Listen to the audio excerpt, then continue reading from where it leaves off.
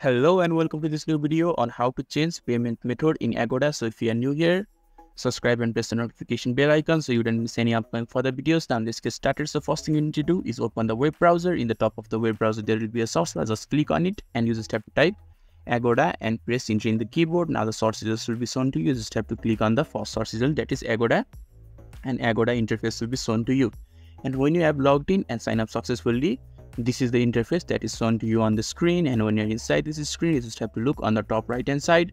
There will be a circular icon. You just have to click on it and you just have to click on your profile. So just click on the profile and the profile section will be appeared right in front of you. Now you just have to look on the left hand side and under the profile there will be payment methods. You just have to click on the payment methods and you will be redirected to the payment method section.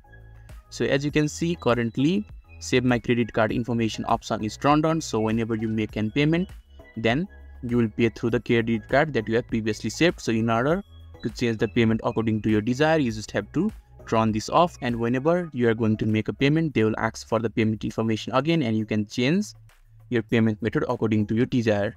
So this is how to change payment method in Agoda. So if this video is helpful to you, don't forget to leave a like button. Thank you.